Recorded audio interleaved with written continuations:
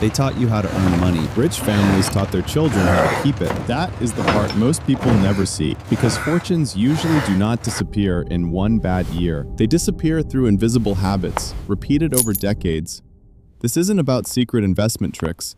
It's about behavioral code, patterns that show up quietly across generations of wealthy families, patterns that tend to survive currency collapses, banking failures, and policy shifts that wipe out ordinary saving. Because historically, wealth isn't destroyed by accident. It's usually transferred through mechanisms most people never learn to see. In this video, we're going to break down those mechanisms, not as theory, but as observed behavior. What rich families actually teach their children about money, what they assume will eventually go wrong, and how they position themselves before it does. This is not financial advice. It's a forensic look at historical patterns, how wealth has been lost, and how it has been preserved across different systems and time periods. The goal is simple, pattern, because once you see the pattern, you can't unsee it. The central mechanism is simple. Wealthy families don't just pass down assets, they pass down assumptions about how systems fail. And those assumptions shape behavior, early, quietly, and consistently. Start with the first difference. Most people are trained to see money as something you accumulate. Rich families treat money as something that is constantly at risk. That sounds subtle. It isn't. Because if you believe money is stable, you optimize for growth. If you believe money is fragile, you optimize for survival first, then growth. That single shift changes everything. Historically, this pattern shows up in periods of monetary stress. Weimar Germany, Argentina, post-Soviet states. In each case, middle-class savers followed the same logic. Work, save, trust the currency, trust the banks. And then, quietly, the rules changed. Currency debasement, capital controls, bank withdrawal limits, sometimes overnight, sometimes gradually enough that people didn't react until it was too late. Now look at what wealthy families did differently. They did not wait for confirmation. They assumed instability was normal, so they built habits around optionality, not prediction, optionality. Meaning, they positioned themselves so that if one system failed, they had exposure elsewhere. Different jurisdictions, different asset classes, different forms of ownership, not because they knew when something would break, but because history suggested that something eventually would. That leads to the second habit. They separate legal ownership from practical control. This shows up repeatedly in historical records. Trust structures, family offices, layered entities across regions. To an outsider, it looks complex, but the logic is simple. When governments face fiscal pressure, they don't start by seizing everything. They start by redefining access. Taxes change, reporting rules expand, withdrawal permissions tighten. Suddenly, what you own on paper becomes less accessible in practice. Rich families plan for that gap. They ask a different question. Not just what do we own, but under what conditions can we actually use it? That question almost never appears in standard financial education, but it appears constantly in families that have preserved wealth across generations. Third pattern, they distrust single points of failure. Most people concentrate risk without realizing it. One income stream, one country, one currency, one banking system, one retirement account structure. It feels safe because it's familiar. But historically, concentration is where systems break people. In 2008, people trusted large banks. In Cyprus, depositors learned what a bail-in actually means. In Argentina, withdrawal limits turned savings into something theoretical. The pattern is consistent. What looks stable remains stable until it doesn't. Wealthy families behave as if that transition is always possible. So they distribute exposure, not randomly, deliberately. They accept inefficiency in exchange for resilience, which leads to the fourth habit. They prioritize purchasing power, not nominal value. This is one of the most misunderstood ideas. On paper, someone can remain wealthy while losing real economic power. Inflation does this quietly. Currency devaluation does it faster. Policy shifts can accelerate it overnight. Historically, this is where the middle class gets trapped because the numbers still look intact. Account balances, home valuations, retirement funds. But what those numbers can buy begins to shrink. Rich families train their children to look past the number. They ask, what does this actually convert into in real terms? Land, energy, food access, strategic assets, global liquidity, not just digits on a statement. Digits are easy to inflate. Access is harder to fake. And finally, the most uncomfortable habit. They assume institutions will protect themselves first, not you, not the public, not the saver, the institution. This isn't cynicism, it's pattern recognition. When systems come under stress, priorities shift. Banks manage liquidity. Governments manage stability. Policies are written to contain risk at the system level, not to preserve individual outcomes. That's why rules can change quickly, because from the system's perspective, they have to. We've seen this before. Deposit guarantees questioned, withdrawals limited, currencies restructured, assets reclassified, each step justified as necessary, each step reducing individual flexibility. Rich families don't debate whether this is fair. They prepare for the possibility quietly over time. So when pressure builds, they are not reacting. They are already positioned. Micro summary.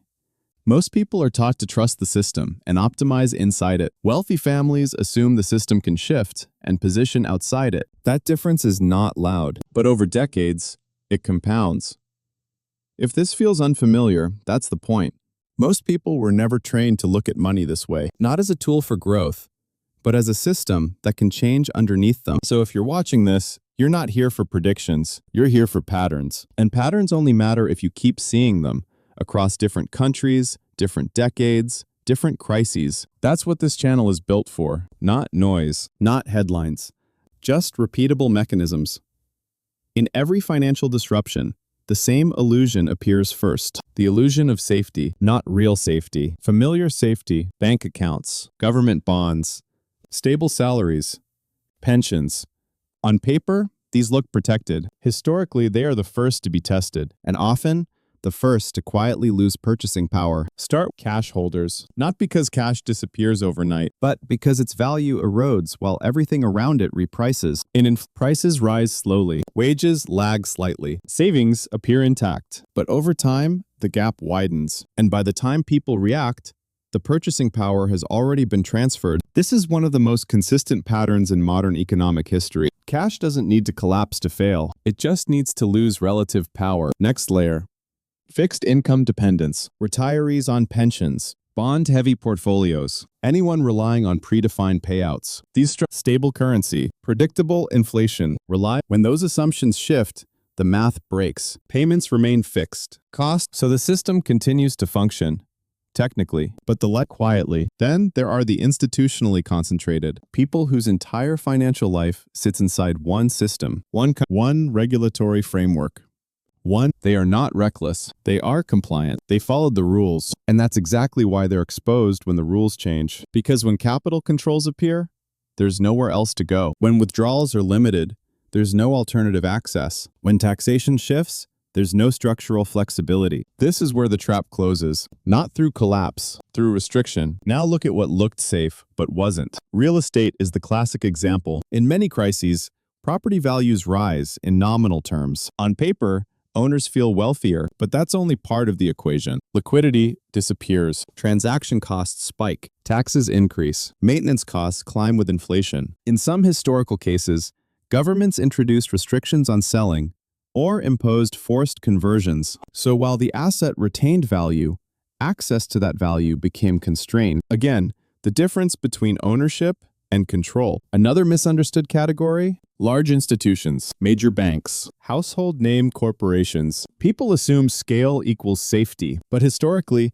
scale often means systemic importance, and systemic importance invites intervention. In 2008, institutions didn't fail cleanly. They were restructured, backstopped, merged, diluted. Shareholders were wiped out in some cases. Depositors faced uncertainty in others. The lesson wasn't that institutions collapse. It's that they are managed during crises, often in ways that prioritize system stability over individual outcomes. Now shift to the winners, or more precisely, the survivors. Because in most crises, the goal isn't to win, it's to not be trapped. First category: those with asset diversity across systems, not just different investments, different jurisdictions, different legal frameworks, different currencies. When one system tightens, they still have access through another. This is not about predicting which system fails. It's about ensuring that no single failure is total. Second, owners of real assets with intrinsic demand: energy, agricultural land, critical commodities, infrastructure-linked assets. These don't just hold value because of price. They hold value because they remain necessary. In periods of instability,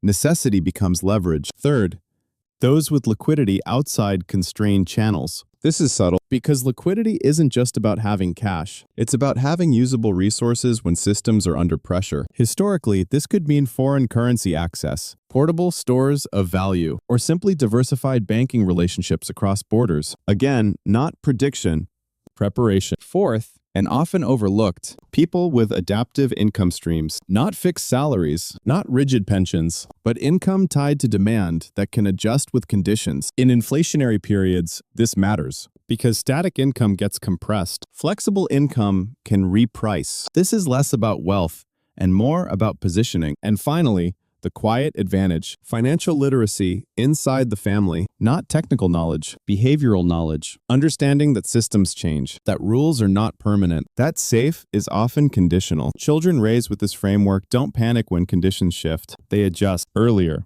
faster, with less emotional friction. Micro summary. Losers trusted stability and concentrated inside it. Survivors assumed instability and positioned around it. The difference is not intelligence, it's training. And training compounds across generations. Now bring this forward, not as prediction, as pattern alignment. The United States is not Weimar Germany. It is not Argentina. But the mechanisms we've discussed don't require identical conditions. They require pressure, and pressure is building in familiar places. Start with debt. At the federal level, at the corporate level, at the household level. Debt by itself is not unusual, but historically, high debt changes incentives. It shifts policy toward managing the burden rather than eliminating it. That often means tolerating inflation above target, extending timelines, adjusting definitions, not breaking the system, just bending it. Next layer.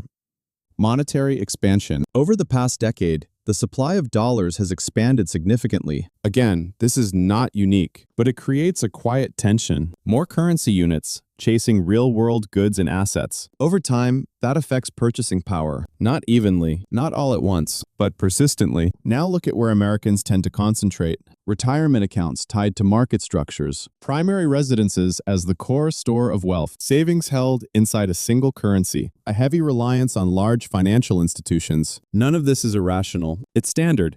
It's encouraged. But historically, concentration inside a single system increases exposure to that system's rules, and rules can change, sometimes gradually, sometimes quickly, under pressure. We've already seen early signals: temporary banking stress, liquidity interventions, policy responses designed to stabilize institutions first, and individuals second. Again, this is not unusual. It's consistent with how systems behave under strain. Then there's the question most people don't ask. What happens if access changes? Not ownership, access.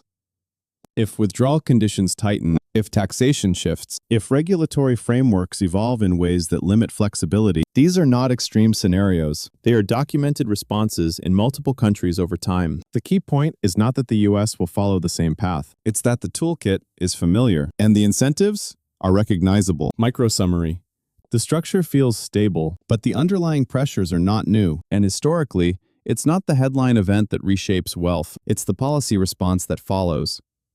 So what does this translate to in practice? Not predictions, not extreme moves, just historically consistent positioning. First, reduce single points of failure, not all at once, not dramatically, but deliberately. If your entire financial life depends on one system functioning perfectly, that's not a strategy, that's exposure. Second, separate storage from access. Where value sits and how quickly you can use it are not the same thing. Historically, this distinction only matters during stress, but when it matters fast. Third, prioritize purchasing power over appearance. Ignore the headline number. Focus on what your assets can actually do, what they can convert into, what they protect against. Because inflation doesn't announce itself as theft. It shows up as slow erosion. Fourth, build optionality into income. Even small layers matter. Flexibility. Adaptability, the ability to adjust as conditions change. Rigid systems break under pressure. Flexible ones bend. And finally,